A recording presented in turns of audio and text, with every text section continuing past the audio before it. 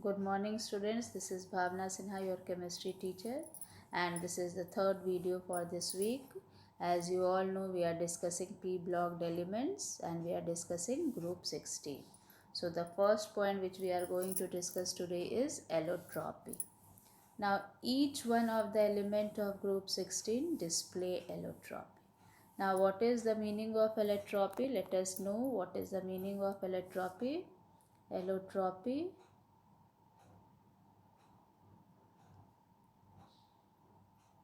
means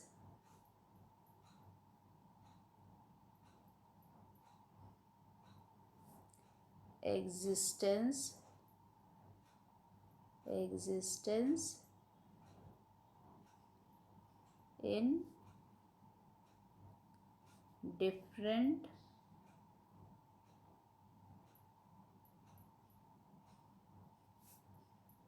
different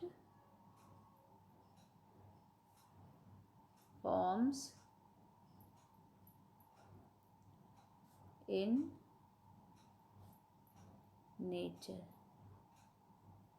Existence in different forms in nature. Okay, this is the meaning of allotropy.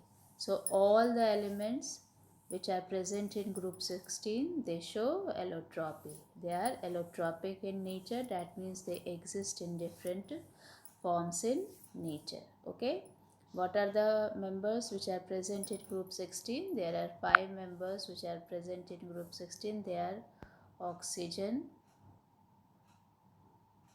Okay, oxygen symbol is O, then sulfur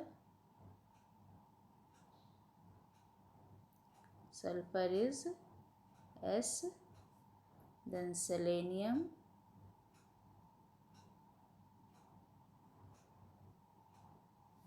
that is Se, then tellurium,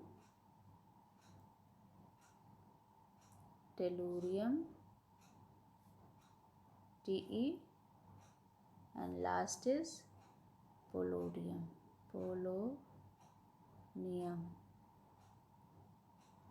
that is Po. Okay, so these are the 5 members of group 16 and all the members show allotropy. Okay, now oxygen has 2 allotropes. Oxygen is found in 2 states, 2 different states in nature. And what are those 2 different states? You can see here oxygen, the first is oxygen and the second is ozone. Now what is the formula of oxygen? Oxygen stands for O2, oxygen molecule, and ozone is O3. These are the 3 allotropic forms of oxygen. Okay, these are the 2 allotropic forms of oxygen, O2 and O3. Okay, O2 is also known as dioxygen.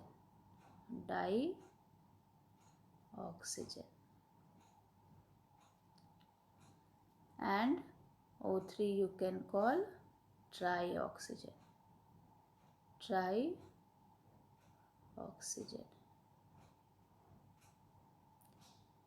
Okay, oxygen is the first allotrope of oxygen and its formula is O2. It is also known as dioxygen. And ozone is the second allotrope of oxygen and its formula is O3. It is known as trioxygen. Okay, now let us see their diagram. You can see how the in oxygen O2, how 2 oxygen atoms are bonded with each other, and in ozone, that is O3, the 3 oxygen atoms are bonded with each other. Okay, so this is the diagram of O2 and O3. Okay, these are the 2 allotropes of oxygen which is present in nature. Ozone, you must be knowing, it is present as a layer around the atmosphere and it protects us from harmful ultraviolet rays. And oxygen is present in air. It is used for breathing purposes, and yes, the main source of this oxygen which is present in air is the process of photosynthesis done by the plants. Okay. Now let us see the next point. Sulfur exists as many allotropic forms, but only two of them are stable. Okay. Sulfur exists in many allotropic forms, but among those allotropic forms, only two allotropes of sulfur are stable. Okay. The first one is rhombic sulfur and the second one is monoclinic sulfur. These are the two allotropes, stable allotropes of sulfur. Stable allotropes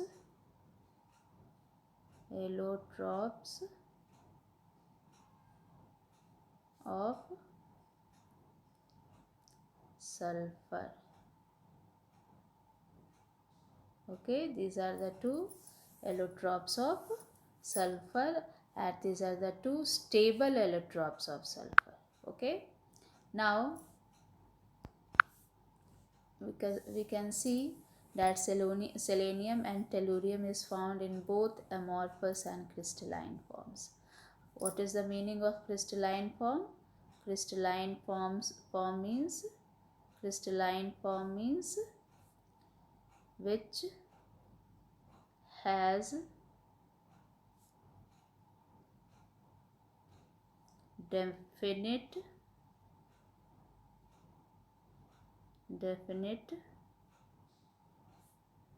geometrical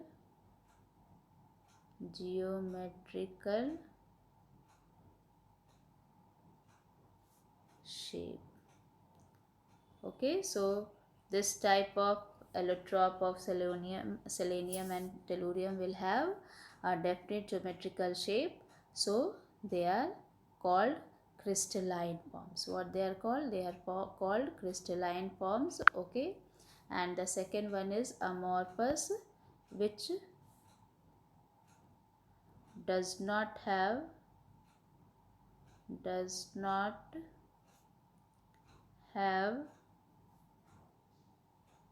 any fixed shape. So selenium and polonium have two types of allotropes, and one is amorphous form, and the second is crystalline form. Okay, now let us see the next point here, melting and boiling points. Okay, so as the atomic size increases from oxygen to tellurium, the melting and boiling point also increase.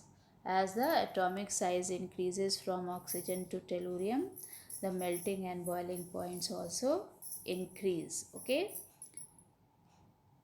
now the huge distinction between the melting and boiling points of oxygen and sulfur might be clarified on the premise that oxygen exists as a diatomic atom while sulfur exists as polyatomic particle. Okay, oxygen exists in which form? Oxygen exists in O2 form in nature. This is what we call diatomic form, and the sulfur exists in S8 form. So octaatomic you can say, and octaatomic comes under the category of polyatomic.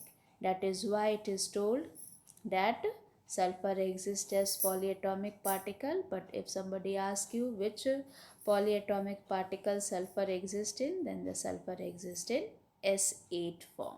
Okay, that means 8 sulfur atoms are covalently bonded with each other. Okay, 8 sulfur atoms are covalently bonded with each other, and in O2 2 oxygen atoms are covalently bonded with each other, and due to this reason only there is a large distinction, there is a large gap, there is a large difference between the melting point and boiling point of oxygen and sulfur. Okay, and the melting and boiling point of uh, group 16 elements, that is from oxygen to tellurium, it increases with increase in the atomic size. That means the melting and boiling point will, oxygen will have the lowest melting and boiling point, and tellurium will be having highest melting and boiling point.